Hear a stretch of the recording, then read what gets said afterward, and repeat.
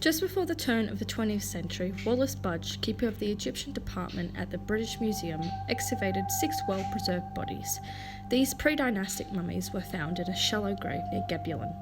But it was the mummy with tufts of orange hair, aptly nicknamed Ginger, that curators and forensic scientists were intrigued with the most. A puncture wound beneath his left shoulder blade suggested that he had, in fact, been murdered. This revealed a cold case that was thousands of years old. Before we delve further into the murder case, I want to explain what the pre-dynastic period was in ancient Egypt. Scholars agree that this period makes up the 3,000 years before the rise of the first united Egyptian state society, but still argue about when exactly the pre-dynastic period ended.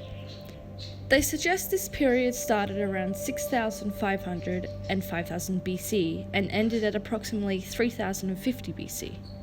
The pre-dynastic period started when farmers moved into the Nile River, where small farming communities were built and donkeys were first domesticated.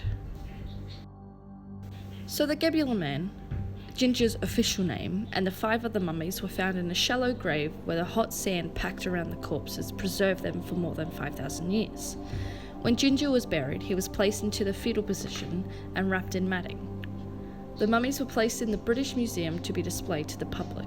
With his body so well preserved, Ginger's facial features and hair were still visible, but they were far from the most interesting factors.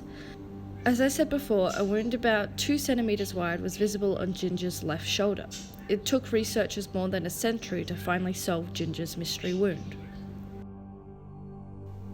In 2012, researchers at the British Museum carefully brought Ginger to a hospital in London where they could conduct thorough scans on the body in hopes to find what exactly the wound was.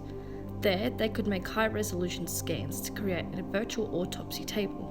By scanning the ancient skeleton, it was revealed that the man was between 18 and 21 years old at the time of his death. Scans stripped layers away to finally show the underside of the corpse, and they could finally examine the internal organs. The scans showed that it was a penetrating wound, not a good enough reason to use the word penetrate, that sliced through his left shoulder blade, through his ribs, and puncturing his left lung. It was a fatal injury. Having no defense wounds on his hands or arms suggests he was literally stabbed in the back in a surprise attack. The murder weapon was likely a dagger made from copper or silver.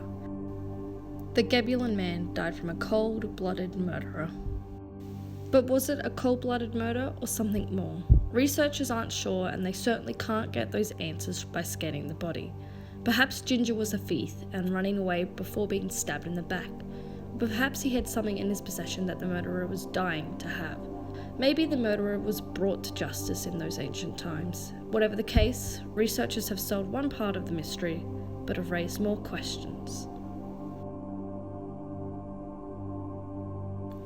So with the kind of recent release of Assassin's Creed Origins, it's reunited my interest in ancient Egyptian stories and myths. You can expect plenty more videos of Egypt in the future, as well as other interesting historical stories. So don't forget to leave a like and subscribe for more. Mystic Fox out!